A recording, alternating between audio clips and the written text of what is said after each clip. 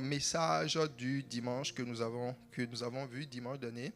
Là, nous sommes rendus à quelle clé?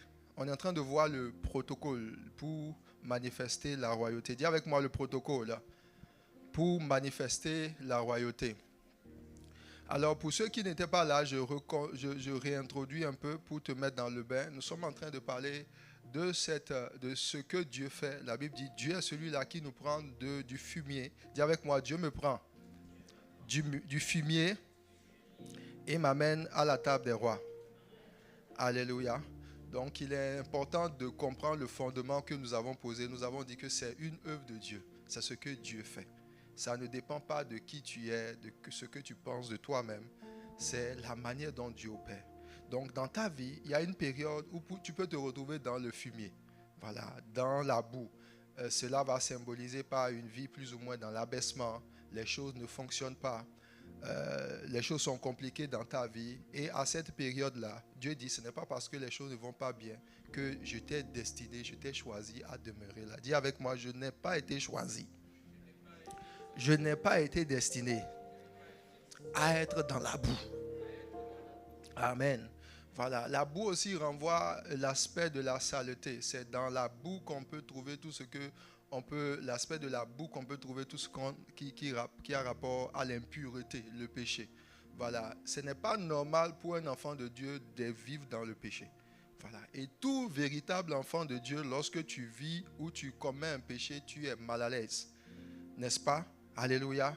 Tu es mal à l'aise, tu ne te sens pas bien, tu n'as pas envie de demeurer là-dedans. Et c'est un état boueux. Et quand Dieu vient, c'est pour ça que parlant du sang de Jésus, la Bible dit qu'il nous lave, n'est-ce pas? Il nous lave, il nous purifie. Donc la purification par le sang ou par la parole fait allusion à ce que Dieu t'enlève un certain nombre de choses qui sont sur toi.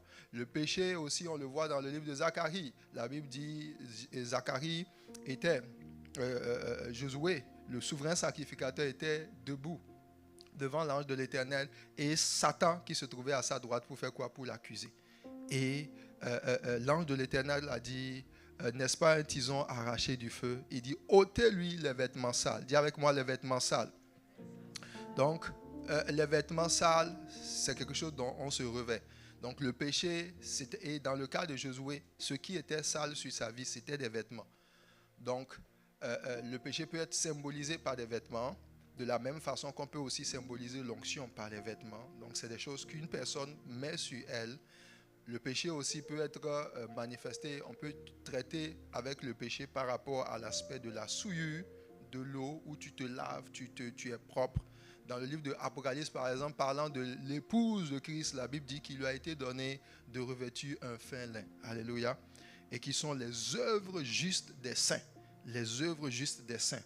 Ça, c'est l'Église que Dieu vient se chercher sans tache ni ride, ni rien de semblable. Donc, l'Esprit de Dieu doit opérer dans nos vies une œuvre de purification. Alléluia. Gloire à Jésus.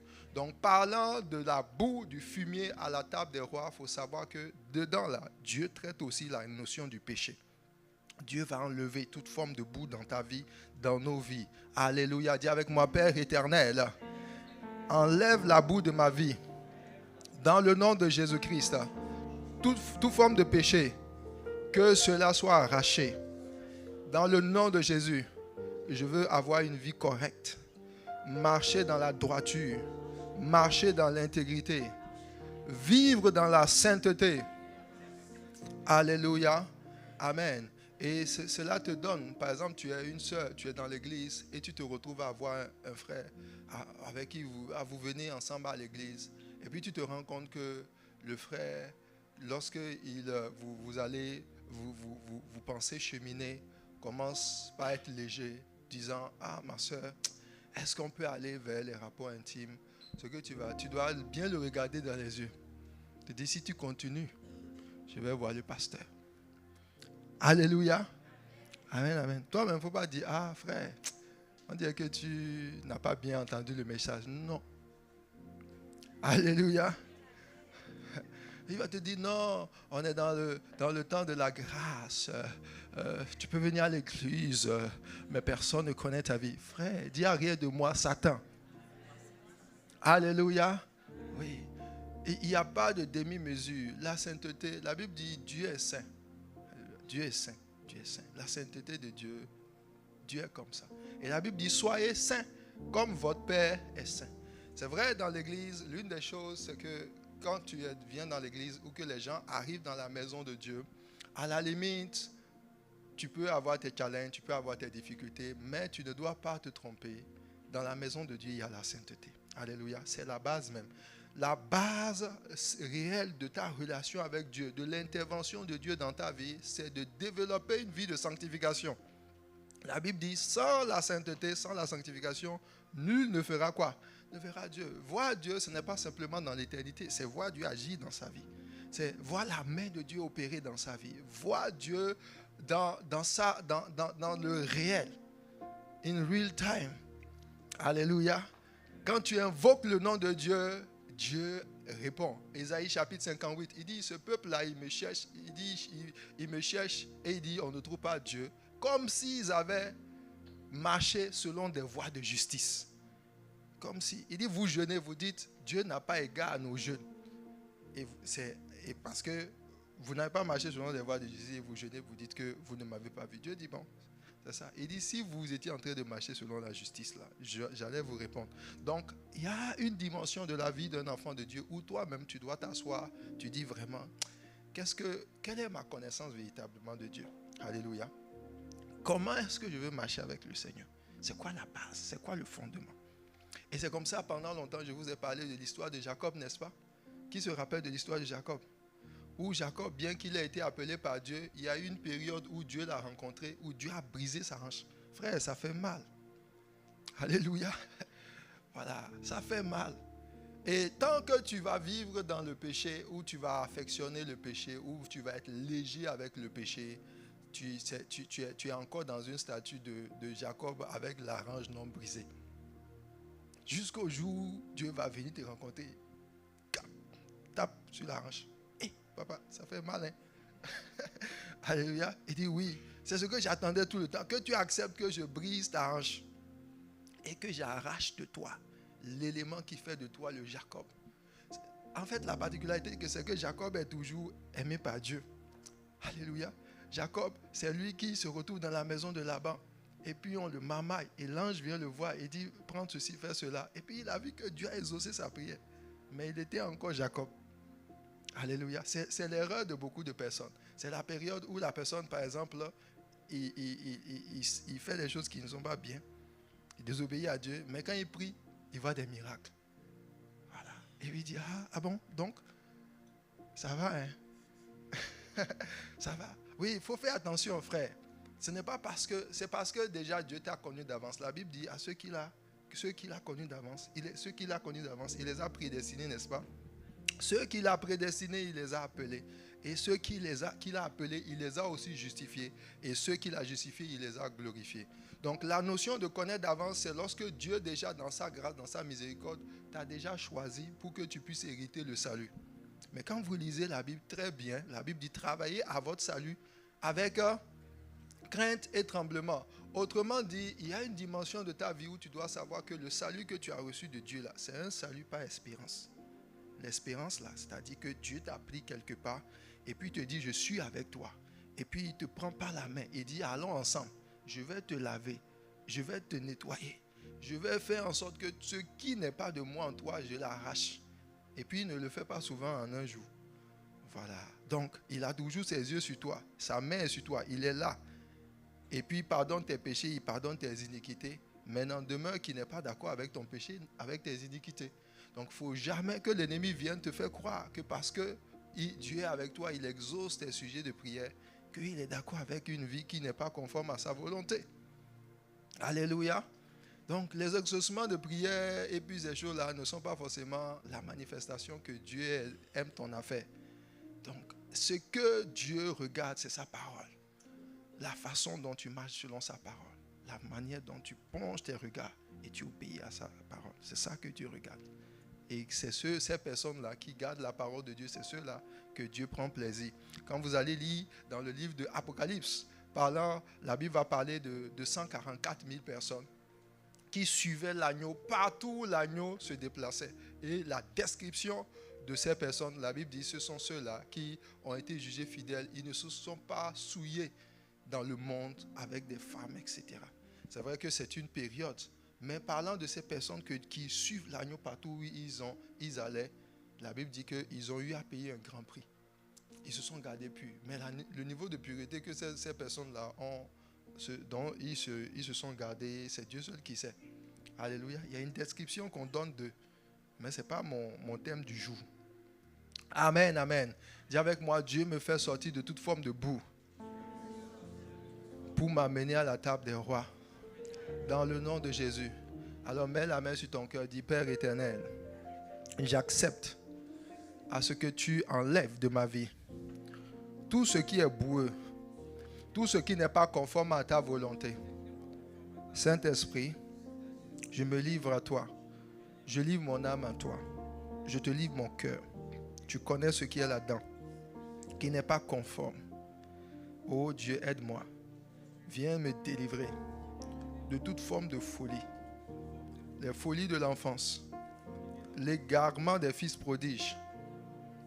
Dans le nom de Jésus. Toute voie d'égarement. Viens m'en délivrer. Par ta puissance. Dans le puissant et précieux nom de Jésus. Alléluia. Amen. Alors on va encore confesser la royauté. Dis avec moi, Père éternel, je me dispose à ce que tu m'amènes à expérimenter la royauté divine. Tu m'as choisi et tu as mis ta promesse sur ma vie, disant que tu me prends du fumier pour m'amener à la table des rois. Alléluia. Amen. Qui est prêt à voir la royauté dans sa vie? Que cela s'attache à toi dans le nom de Jésus. Alléluia. Alors, donc, dans cette veine-là, l'Esprit de Dieu est en train de nous parler de quel est le protocole. Donc, puisqu'il dit du fumier, il fait asseoir celui qui était indigent, le pauvre, il l'amène à la table du roi. Est-ce à dire que cela se fait en un jour? Non. Cela ne se fait pas en un jour. Justement, c'est pour ça que beaucoup de personnes ont reçu bien l'appel, mais ils ne voient pas forcément la manifestation de l'appel parce qu'il y a ce qu'on appelle le protocole pour arriver à la royauté. Alors, un protocole que tu connais généralement pour te montrer comment les protocoles fonctionnent. Par exemple, si tu décides de conduire, tu as l'âge d'avoir un véhicule et de conduire un véhicule. Et tu dis, moi j'ai l'âge qu'il faut. On va te dire, il faut que tu aies quoi? Ton permis de conduire, n'est-ce pas? N'est-ce pas? Alléluia. Il te faut le permis de conduire. Donc tu dois passer par les cours. Ensuite, tu dois faire une évaluation théorique. Et après une évaluation pratique, on va s'assurer que tu maîtrises les angles morts. Alléluia. Tu fais le stop. Et puis toutes ces affaires-là. Quand on check et on voit que c'est bien, il y a certaines personnes, ils ont passé leur conduite 7 fois. Le permis. Hey, frère. Et puis tu tremblais comme ça devant le professeur. Puis il y en a même qui ont été traumatisés par leur professeur. Parce que le professeur dit, tu veux le permis, mais tu n'es pas en train de respecter le protocole. Tu ne connais pas les codes les signalisations. Et puis tu ne sais pas, des fois toi tu passes seulement. Voilà. Il y en a qui ne savent même pas sur l'autoroute, c'est à combien de kilomètres il faut filer. Alléluia. Parce que là où ils ont eu leur permis, on ne regardait pas tout ça. Ça fait que maintenant tu es venu ici, tu as des troubles. Voilà. Tu roules seulement jusqu'au jour où l'agent t'appelle et puis il te donne une bonne amende salée. Tu dis, voilà. Est-ce que vous savez que tu peux être un kamikaze même pour la société? Il faut aller reprendre ton permis. Alléluia. Bon, même si tu ne vas pas reprendre le permis, au moins lis le code de conduite. Alléluia. Gloire à Jésus. Alors, parlant de protocole, on va parler aussi des éléments préalables que tu dois maîtriser. Et quand tu ne maîtrises pas cela, pour toi, parvenir à avoir l'agrément c'est dangereux. Voilà.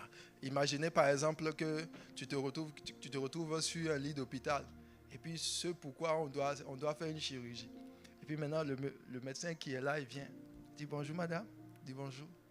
Et il dit, est-ce que vous êtes le docteur, le chirurgien? Il dit non, Je suis à ma première année de chirurgie.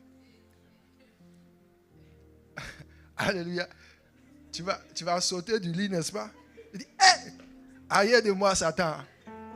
Tu sors là, tu dis, hé, c'est quoi? Il dit, non, madame, vous n'avez pas compris, j'ai les capacités. Je dors avec le livre de chirurgie. Voilà. Et puis il dit, non, c'est parce que avec la politique du Québec, tous les médecins ont voyagé. Ils ont quitté la province. Puis donc, je suis le seul. Donc, vous avez le choix. Je fais votre affaire, tu as dit, hé, toi-même, tu sais que si tu as dit oui, tu vas faire ta prière en même temps. Tu dis, Seigneur, reçois mon âme.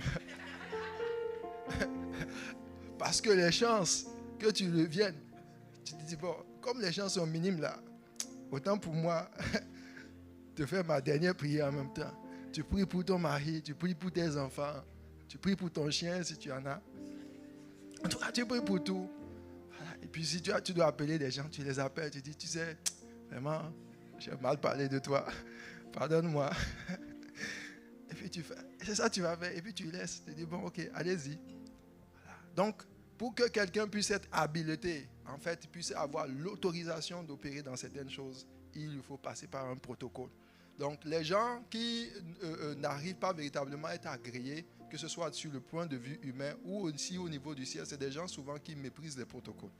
Voilà. Et parlant même du protocole, quand tu es allé à l'école, quand vous voyez certains élèves, on dit, bon, il faut faire les mathématiques. Il y en a qui sèchent les cours de maths.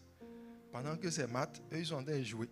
Et après, tu te suffis qu'on te pointe un 0 à l'examen.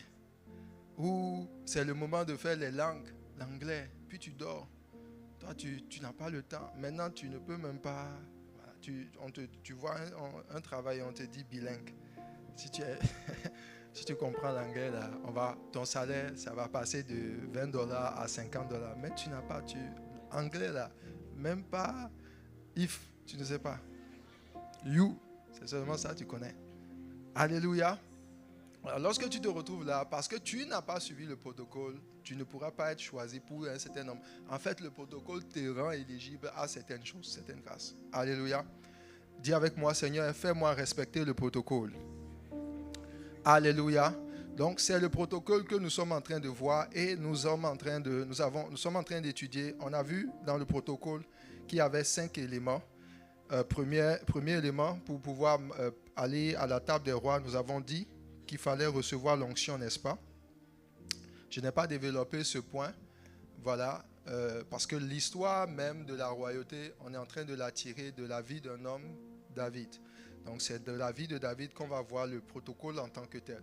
Mais il y a d'autres personnages bibliques dont je vais prendre pour appui leur vie et nous allons voir cela. Alléluia. Donne un bon amen à Jésus. Donc les points sur lesquels nous sommes actuellement, c'est le troisième élément. Le deuxième élément, c'est le cœur, développer le cœur du roi. Ça, je ne l'ai pas touché parce que je l'avais touché l'année dernière lorsqu'on était sur réveiller les héros. Je sais que tu as oublié 80% du message, sinon 90%. Alléluia. Bon, qui peut me dire au moins les 3 grands chapitres que nous avons vus lorsque nous avons vu réveiller les héros? Si tu trouves ça, mon prochain livre qui va sortir au mois de avril-mai, comme ça, tu seras le premier à l'avoir. Réveiller les héros. C'est quoi les 3 grands chapitres? Bon, je pense qu'il faut que j'avance dans mon message. Alléluia. Donc, le deuxième point, c'est le cœur du roi. Ou bien, qui veut s'essayer? Bon. Voilà. Alléluia. Je réserve ça pour le dimanche prochain. Ouais, là, tu aurais eu le temps de te rattraper. Donc, le cœur du roi. Le cœur du roi est nécessaire parce que Dieu a dit, voici, j'ai trouvé David, homme selon mon cœur, qui accomplira mes desseins. Donc, c'était pour David le premier élément. Plus tard, Dieu va envoyer Samuel dans la maison d'Ésaïe, qui va choisir Samuel et David et va l'oindre avec l'onction, l'huile d'onction. Alléluia. Et dans ta vie, il y a une étape où l'onction, l'huile de Dieu doit venir sur toi. Alléluia. Oui, où l'huile doit venir sur toi. Je vais te parler d'un certain nombre d'éléments qui combattent véritablement la royauté des enfants de Dieu. Quand il dit « vous serez la tête et non pas la queue », c'est vrai, c'est une promesse qui est biblique. Elle concerne les enfants de Dieu. Mais ce n'est pas tous ceux qui sont enfants de Dieu qui sont la tête. Beaucoup de personnes se retrouvent à être la queue. Dans leur vie, de façon réelle, de façon conséquente, ils se rendent compte qu'ils ne sont pas la tête. Dis avec moi, il faut que ça change. Alléluia. Oui. Mais tout commence par le cœur. Et ça, nous avons vu ce qui est dans le cœur. Par la grâce de Dieu, je vais revenir dessus. Et l'aspect de l'onction, j'ai touché ça aussi dimanche dernier. Mais nous avons commencé le troisième point qui est l'objet de notre moment, c'est-à-dire ce que nous sommes en train de traiter en ce moment. Alléluia. Donc c'est quoi? Triompher de quoi? Des 7 ennemis de la royauté. Dis avec moi les 7 ennemis de la royauté. Alors, les 7 ennemis de la royauté, le premier ennemi que nous avons vu, c'était les ennemis de type Goliath. Alors, les ennemis de type Goliath, qu'est-ce que Goliath fait? Goliath, c'est de l'intimidation. Alléluia. Goliath t'empêche de pouvoir croire en toi-même. Goliath est cette adversité-là qui vient dans ta vie, en fait, qui t'empêche de rentrer même dans ta terre promise. Goliath se trouve généralement comme le premier type d'ennemi lorsque tu veux lever la tête. Voilà, plus tard, je vais vous enseigner, je vais vous parler des esprits de type Pharaon ou des esprits de type Babylone. Ok? Quand vous allez dans le livre de Apocalypse, la Bible va dire elle a été livrée à la destruction. Babylone la grande, ok? Celle-là qui est la mère des impudiques et qui est responsable de toutes les impudicités de la terre. Et Babylone, dans l'Ancien Testament, fait allusion à un empire qui avait, à un moment donné, gouverné le monde. Et le système même babylonien, c'est un système qui est un système sans Dieu.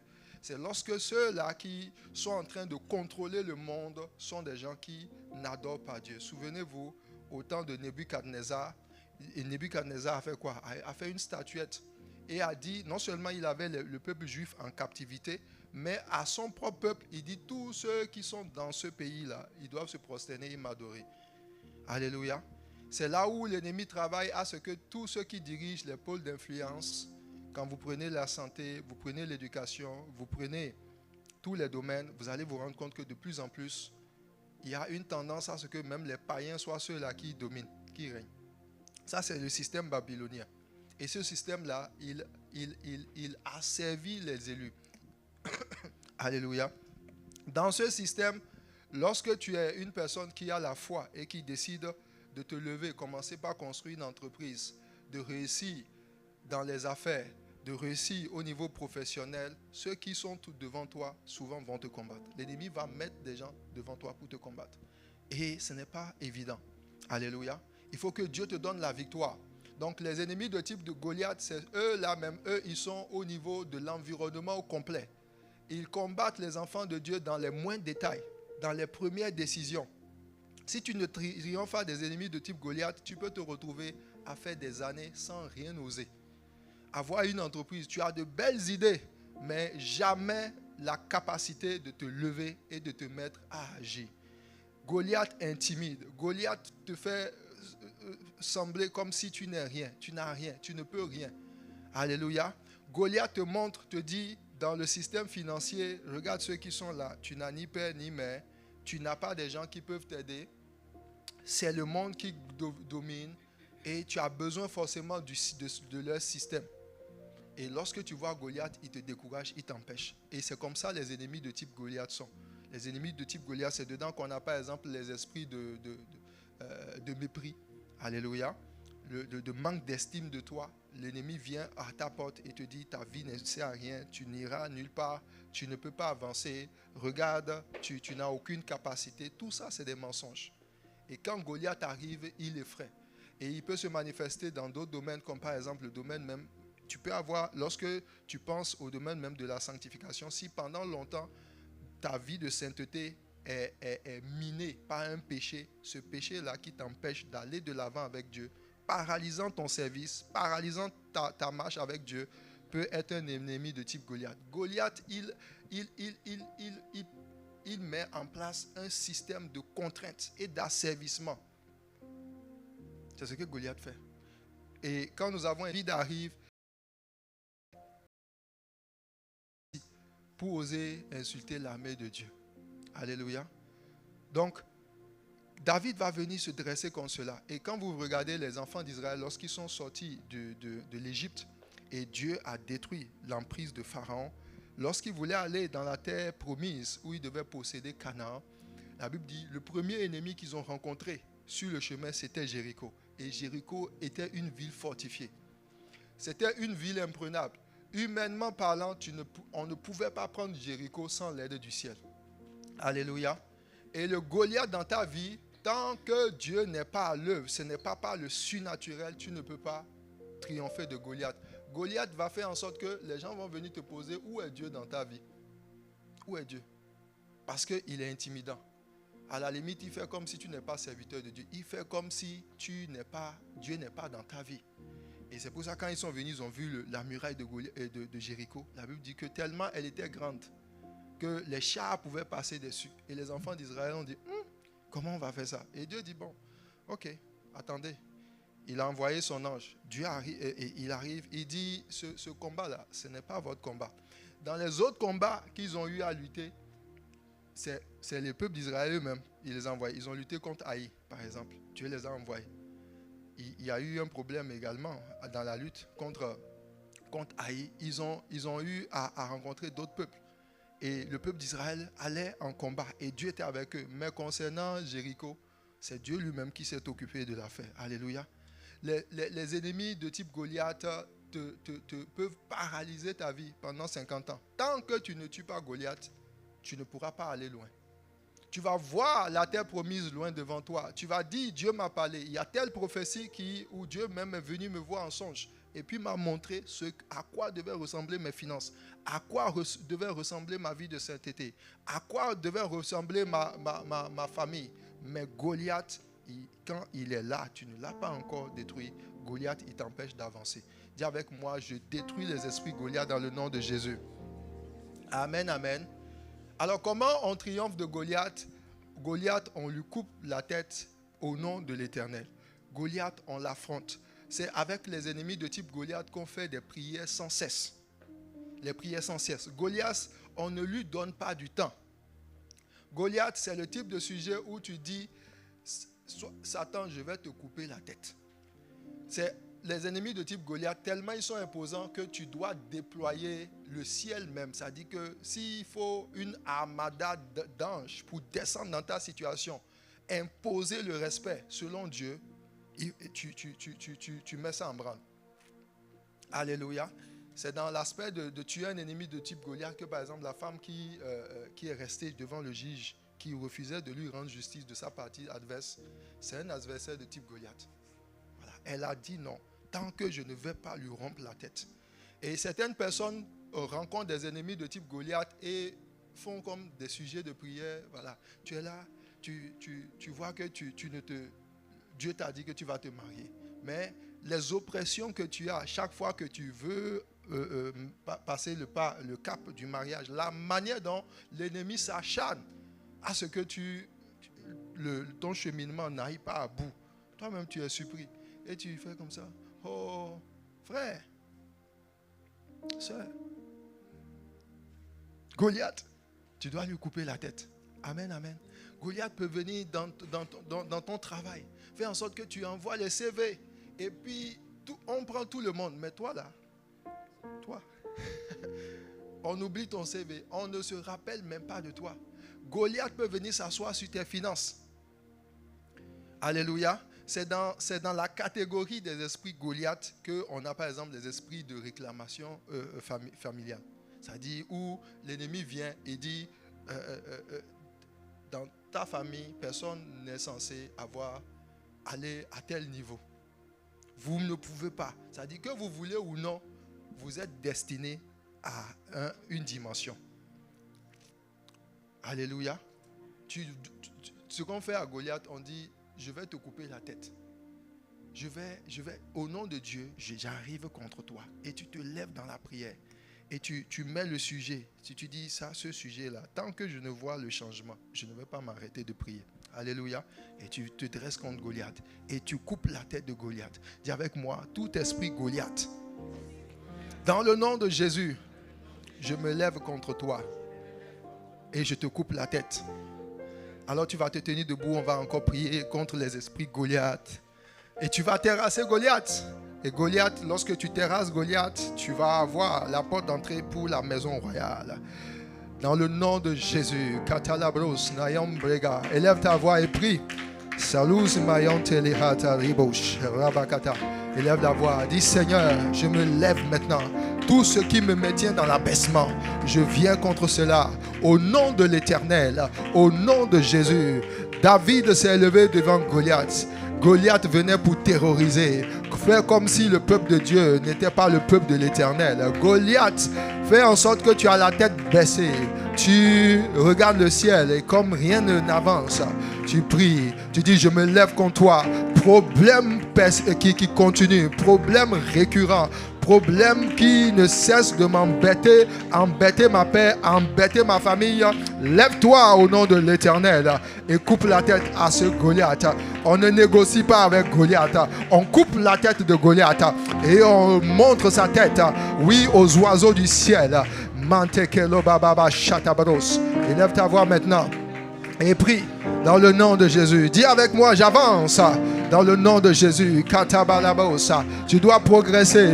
Si tu penses à l'enfantement, et l'enfantement est pour toi comme un sujet de peur, un sujet d'intimidation, n'est-il pas dit que la stérile enfantera 7 fois? Il n'est pas normal que tu sois stérile. Cela n'est pas attaché à la promesse de Dieu dans ta vie. Tu dois te lever. Tu dois dire non, je refuse d'être dans l'abaissement. Peut-être que tu es là et le Goliath vient te dire, tu n'arriveras jamais à réussir dans le domaine entrepreneurial. Mais lorsque tu rêves, Dieu te montre qu'il t'a donné des entreprises. Lorsque tu fais des songes, Dieu ne te montre pas que tu es pauvre. Dieu te montre que tu es libre, toi et ta famille. Tu dois dire non, je refuse de vivre la contradiction de ce que Dieu m'a montré. Je me lève dans la prière et je coupe la tête à toute forme d'esprit goliathique dans le nom de Jésus-Christ de Nazareth et je progresse. Katabada. Goliath est un combattant contre ta destinée en elle-même. Goliath, c'est l'homme fort, c'est lui qui se tient à la porte. Goliath, lorsqu'il est assis à la porte au début de ta destinée, il fait en sorte que tu es fils de Dieu, tu es enfant de Dieu, mais tu ne manifestes pas la promesse. Tu es à la porte de ta destinée et tu n'avances pas, tu ne progresses pas, il n'y a pas de bonnes nouvelles, il n'y a pas des choses qui te montrent que tu es en train de véritablement réussir en Jésus-Christ. Mais dans le nom de Jésus, tu viens contre Goliath et tu dis dans le nom de Jésus, je progresse maintenant dans le nom de Jésus. Adresse-toi à tout esprit goliathique et dis non, je refuse l'abaissement, je refuse l'esclavage spirituel, je refuse d'être devant toi et d'être intimidé. Je viens contre toi, non pas avec mes forces, mais je viens contre toi, déchaîné avec l'armée de Dieu, dans le nom de Jésus, dans le nom de Jésus, dans le nom de Jésus. Alléluia. Amen, amen. Je vous assure tout. Si Goliath se tient par exemple, se cache sous forme d'esprit d'hésitation, de timidité, il peut paralyser même les promesses de Dieu sur ta vie. Dieu va te dire, lève-toi, fais ceci. Goliath dit non. Est-ce que tu es sûr que tu es capable? Tu es sûr que tu vas le faire? Tu es sûr que tu vas réussir? Et puis il est là. Il est assis comme ça sur ta vie. Il t'empêche d'avancer. Il t'empêche de rentrer dans ton héritage. Goliath, il est un tueur de dons. Il est un tueur de talent. Dieu avait dit à David, tu seras le roi. Saül même était roi. Mais tellement Goliath effrayait tout le monde que les soldats qui avaient Dieu avec eux, ils étaient effrayés. Et puis personne n'osait aller de l'avant. Goliath, quand tu vois Goliath, à la limite, c'est comme si tu te dis, ben, Dieu est avec moi, hein, mais pas vraiment. Voilà, pas vraiment. Voilà, ce problème-là, faut faire doucement. Il y a des gens comme ça, l'ennemi les a tellement effrayés Une fois, j'ai attrapé quelqu'un comme ça. Il dit, oh, moi là, quand je veux aider les gens que le diable est en train de tourmenter, le diable se tourne contre moi. Et à partir de maintenant, j'ai décidé de ne plus rien faire. J'ai dit, hé, Goliath est en train de t'intimider. Donc, il est en train de te dire, parce que l'appel qui était dans la vie de cette personne, c'était une sœur en plus, à qui Dieu a donné la capacité comme ça de soutenir les gens. Comme le diable a vu qu'il y avait le don, comme David qui a reçu le don de pouvoir délivrer Israël, il s'est levé et il a attaqué la sœur. Mais elle n'a pas su que Goliath, là, il vient en intimidation. Alléluia. Voilà. Et souvent, tu vas le vivre, où tu commences par servir Dieu, c'est là que tu te rends compte que tes problèmes se multiplient. Tu dis, hé, Seigneur, qu'est-ce que je fais? Et puis à partir de ce moment, tu dis, bon, je diminue, je tempère un peu mon service, quoi. Non, on ne fait pas ça. Si tu fais ça, le don de Dieu, la Bible dit que chacun d'entre vous mette au service des autres le don que Dieu lui a reçu, lui a donné. Ça dit qu'à l'intérieur de toi, pour le salut du monde, pour que Dieu soit vu, il y a quelque chose que Dieu a mis en toi. Alléluia. Le Goliath, lorsque le Goliath vient attaquer une personne, par exemple, il touche le domaine de l'enfantement, c'est que des fois, le fruit des entrailles de cette personne va être une bénédiction pour les nations. Goliath peut te laisser entreprendre, mais il s'attaque beaucoup plus à ton enfantement. Ça veut dire qu'il est en train de dire, je vais détruire ta destinée. En fait, est-ce que vous savez que Élisabeth, qui a donné naissance à Jean, sa destinée, c'était juste que Jean naisse. Alléluia. Et au ciel aujourd'hui, quand vous allez voir Élisabeth arriver, on dit, Majesté, prenez place. Parce qu'elle a été obéissante, elle a laissé le prophète le plus grand arriver, préparer le chemin du Seigneur. Donc il y a certains enfantements, c'est-à-dire que l'enfant que tu as en toi, quand tu vois que l'ennemi t'attaque beaucoup, parce qu'il sait que tu transportes quelque chose, il sait.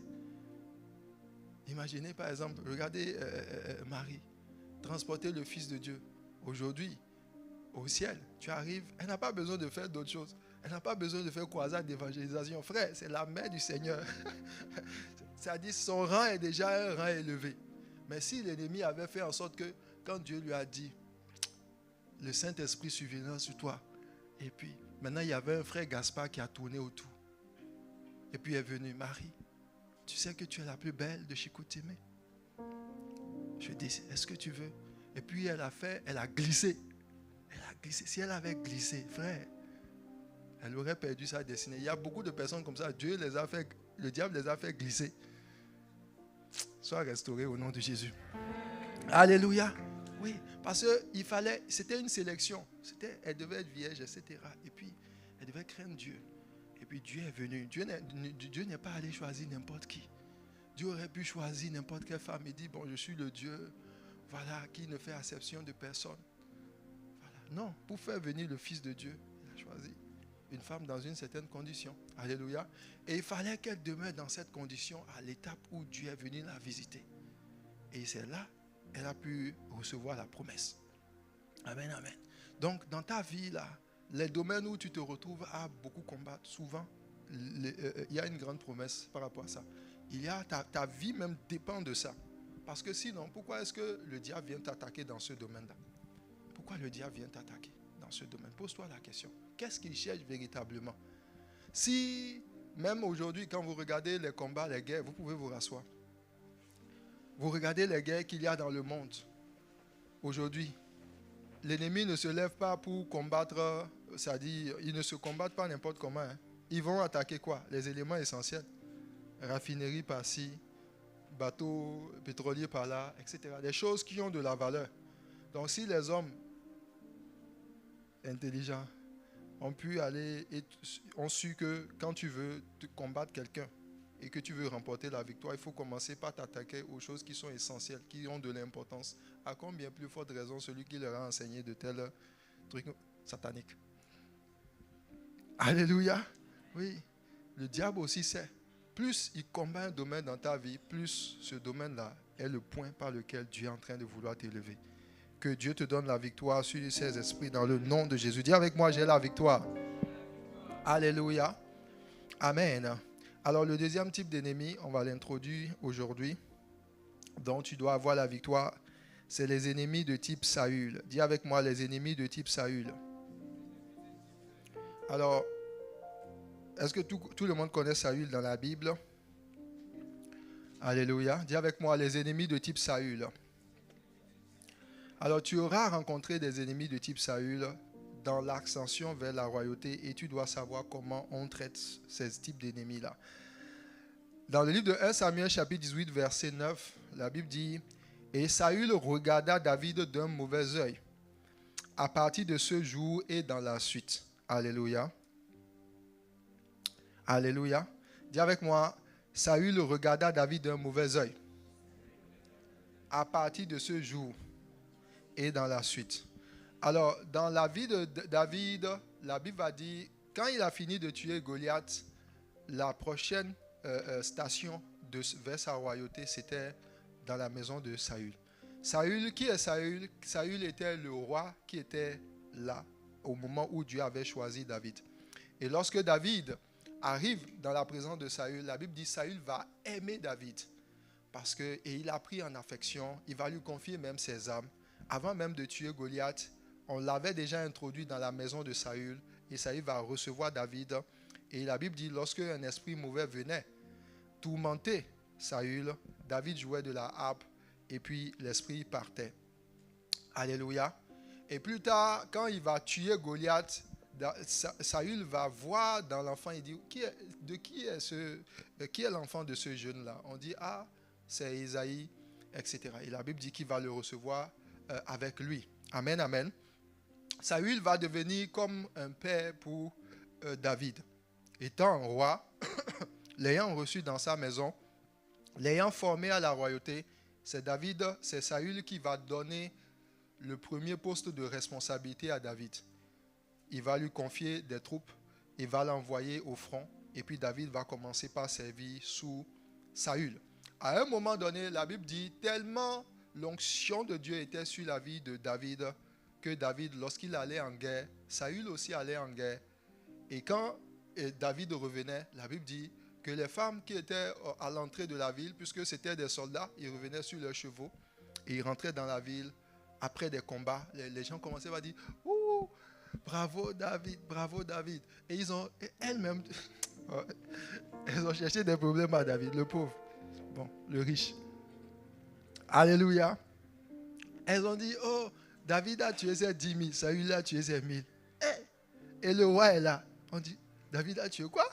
10 000. Et il dit, donc c'est à David maintenant on donne 10 000 et c'est maintenant moi à Saül on donne 1000. Et la Bible dit, à partir de ce moment, Saül a commencé par le regarder d'un mauvais œil.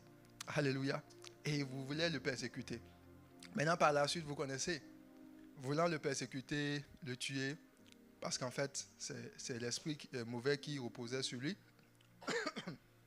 David va se faire aider par Jonathan, le fils de Saül, et puis il va fuir. Et à plusieurs reprises comme ça, et Saül va être animé de cet esprit-là, et puis va poursuivre David pendant plusieurs années. Gloire à Jésus. Et David va se réfugier de lieu en lieu, cherchant la délivrance de Dieu. Mais vous devez savoir que David avait le pouvoir, la capacité d'aller contre Saül. Mais malgré qu'il était un ennemi, il n'a pas agi contre Saül comme il a affronté Goliath. Alléluia.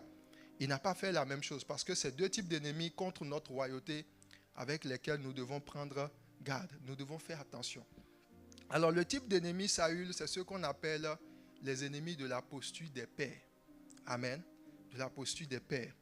Dans le livre de 1 Samuel chapitre 26, versets 17 à 18, la Bible dit ceci. Saül reconnut la voix de David et dit, est-ce bien ta voix, mon fils David? Et David répondit, c'est ma voix, ô roi, mon Seigneur. Et il dit, pourquoi mon Seigneur poursuit-il son serviteur? Alléluia. Donc, regardez bien la manière dont Saül va parler de David. Il dit, est-ce bien toi, David, mon fils? Et David n'a pas dit, non, je ne suis pas ton fils. Alléluia. Il dit, oui, c'est moi, David. Et quand vous regardez la façon dont David même va fuir de Saül, vous sentez un énorme respect qu'il avait pour Saül. Il avait un énorme respect, un profond respect, parce qu'il avait compris quelle était la posture que Dieu avait donnée à Saül sur sa vie. Dieu avait placé David et Saül à une posture que nous allons comprendre. Dans le livre de... On va aller dans le livre de... si là, comme vous pouvez me retrouver ça, dans le livre de Genèse, chapitre 26, versets 4 à 6. Il dit ceci: je multiplierai ta postérité, les étoiles du ciel, je donnerai à ta postérité toutes ces contrées et toutes les nations de la terre. Dis avec moi, toutes les nations de la terre seront bénies en ta postérité. Parce que quoi? Parce qu'Abraham a obéi à ma voix, qu'il a observé mes ordres, mes commandements, mes statuts et mes lois. Alléluia. Alors ce passage est assez étrange. La Bible dit, lorsque Dieu parlait à Isaac, il lui dit ceci: je vais te bénir parce que Abraham, mon serviteur, il a obéi à ma voix. Il a obéi à mes ordres. Il a obéi à mes commandements. Il a obéi à quoi? Mes statuts et mes lois. Pourquoi ne dit-il pas simplement il a obéi à ma parole? Parce que dans la parole de Dieu, il y a ce qu'on appelle les statuts, il y a ce qu'on appelle d'abord même la voix de Dieu, il y a ce qu'on appelle ses ordres, il y a ce qu'on appelle ses commandements et il y a ce qu'on appelle ses lois. Il y a des gens qui se concentrent par exemple pour voir leur vie, pour dire: ah, moi je suis correct avec Dieu, et ils regardent simplement les lois, les 10 commandements. Bien aimé, il a parlé des lois, mais il parle aussi de ce qu'on appelle des statuts. Il y a une différence. La voix de Dieu peut s'adresser à toi sans que cela ne soit un commandement, sans que cela ne soit un ordre. Ok? Actuellement, vous êtes en train d'écouter ma voix. Je suis en train de parler. Dans cette voix, vous avez l'enseignement. Dans cette voix, vous allez des fois entendre des directives. Dans cette voix, vous pouvez avoir à un moment donné des ordres. Dans une même voix. Mais la voix en tant que telle, elle peut s'exprimer à toi simplement sans te donner des ordres. Alléluia. Et les lois, on va parler de lois en matière des choses qui sont impersonnelles et qui sont adoptées dans un environnement de façon générale. Par exemple, la loi qui est au niveau du Canada s'applique à tout le monde. Que tu vives à Jonquière, à Montréal, ou etc. Tant qu'une loi est adoptée, par exemple, sur la nation canadienne, elle s'applique à tout le monde. Mais il y a des statuts. Il y a d'autres types de lois qui sont adressées, qui sont par exemple adoptées à ceux qui habitent Chicoutimi. Est-ce que vous savez ça? Quelqu'un qui est à Montréal ne sera pas redevable de ce type de lois-là, qui vont se retrouver souvent dans les éléments de statut. Les statuts, par exemple, c'est quand vous prenez par exemple une organisation, une entreprise, une organisation a ses statuts. Son règlement intérieur, par exemple, ce sont ses statuts. Donc, quand on définit, par exemple, la façon dont les choses doivent fonctionner dans un environnement, tu te retrouves systématiquement dans les statuts. Si tu arrives et on dit, tu as été embauché dans une entreprise et avant que tu ne signes le contrat, on dit, voici c'est quoi tes responsabilités. Ce sont des statuts. Tu ne peux pas dire non. Et puis après, moi, je suis enfant de Dieu. J'obéis à Jésus-Christ. Puis je m'en fous de tout. Frère, tu vas être condamné. On va te licencier, on va te renvoyer. Et Dieu va dire, c'est bien fait pour toi. C'est bien fait pour toi. Alléluia. Oui, le ciel même va cautionner ça. Je vais te montrer ça tout à l'heure. C'est ce qui fait que beaucoup de personnes se tombent sous certains jugements. Et le ciel même, c'est-à-dire à la limite, tu cries. Et puis Dieu dit, arrange ça toi-même. Oui, il y a des lois, il y a des ordres. Par exemple, les ordres, dans les ordres, c'est là-dedans qu'on a les ordonnances. Dans les ordres, il y a la capacité de positionner une chose avant l'autre. Dieu a des ordres. Il y a des règles comme ça. Quand vous prenez les ordres, c'est dans les ordres, par exemple, que la Bible dit l'inférieur est béni par le supérieur. Voilà, ça c'est un ordre. C'est-à-dire, quand quelqu'un te précède dans une activité, dans quelque chose, d'une certaine façon, Dieu va lui donner une certaine priorité par rapport à toi. Alléluia. Quand vous regardez Jésus, le moment où il est venu pour se faire baptiser, la Bible dit que Jean-Baptiste lui-même a dit à Jésus, non, je ne peux pas. Il dit, je ne suis même pas digne de délier la courroie de tes sentiers. Comment veux-tu que moi, Jean, je te baptise? Jésus a dit, non, non, non, il ne s'agit pas de ça. C'est vrai que spirituellement, je suis plus grand que toi. Mais en matière des lois, des ordres de Dieu, sur la terre, tu es devant moi. Et la Bible dit, il a dit, faisons maintenant ce qui est bien. Donc Jésus, fils de Dieu, il aurait pu dire, non, je suis celui-là que Dieu qui a choisi. Tu as été envoyé pour me préparer le chemin. Mais il savait que ministériellement, avant que lui ne commence, il fallait que quelqu'un qui a été mis avant lui lui donne sa bénédiction. Vous voyez la même chose dans la vie de Paul. Quand il a commencé, il a prêché. Dieu lui a apparu dans le livre de Galates, il dit, lorsque Dieu est venu se révéler à moi, il dit, ce n'est ni par la chair, ni par le sang. Et il dit sa révélation, son appel, c'est Dieu qui est venu. Mais quand il a commencé par prêcher, à un moment donné, il s'arrête. Il dit, pour ne pas courir en vain, je suis obligé de retourner vers mes pères, vers les apôtres, pour leur expliquer ce que je suis en train d'enseigner. Il a vu que son ministère n'avait pas de légitimité tant qu'il ne l'a exposé à ceux qui étaient ses anciens. Il dit pour ne pas avoir couru en vain. Ça veut dire quoi? Ça veut dire qu'il aurait pu faire cela et au moment du jugement, Dieu va dire, tu as fait tout cela, mais est-ce que tu as observé mes ordres? Tu as peut-être obéi à mon commandement. Je t'ai dit, va, prêche l'évangile. Mais est-ce que tu as observé l'ordre que moi j'ai établi? Alléluia. Et c'est de ça que Dieu parle. Dieu a pris le temps de séparer la chose. Et quand il a fait, la Bible dit après, ils lui ont donné la main d'association. Ils ont dit, ok, c'est bon, tu peux y aller. Et il est parti sur la bénédiction. Quand vous regardez même dans le début, la Bible dit, il y a une histoire dans la Bible qui est assez surprenante, parlant du désaccord entre Paul et puis Barnabas, n'est-ce pas? La Bible dit, Marc voulait aller, et puis Paul a dit non, il ne faut pas prendre quelqu'un qui nous a abandonnés. Et la Bible dit que cela a eu un dissentiment entre les deux, de telle sorte qu'ils se sont séparés. Et quand il est parti avec, Barnabas est parti avec Marc, la Bible dit, Paul est parti avec Silas, il a pris Silas, il est parti. La Bible dit, ils sont partis recommandés par la grâce, à la grâce de Dieu, par l'Église. Donc, Paul savait quel était l'ordre. Barnabas, il est possible que, parce qu'il a reçu l'appel, à un moment donné, il a commencé par manquer d'humilité. Il a pensé que, bon, lui, il peut faire ce qu'il... Mais chaque fois que Paul allait, on le recommandait toujours à la grâce de Dieu. Dans ta vie, il y a certaines choses qui ne vont pas fonctionner si tu ne respectes pas les ordres de Dieu. Alléluia. Et c'est dans les ordres que, malgré que David savait que Saül était déchu et que c'était lui qui était appelé à manifester la royauté, il savait qu'il ne pouvait pas ne pas respecter l'ordre de Dieu. Plus tard, quand les Amalécites sont venus, il y a un Amalécite qui est venu voir David comme ça et dit, oh David, j'ai une bonne nouvelle pour toi. Il dit, parle. David était avec ses soldats, ils étaient là. Et puis il vient et dit, il y a eu un combat et puis Jonathan est mort, et truc là, Saül aussi. Et il dit, ah bon? Il dit oui. Il pensait qu'il était en train de donner de bonnes nouvelles. C'est comme ça, certaines personnes, quand vous rencontrez des gens, ils viennent vous voir par rapport à votre supérieur.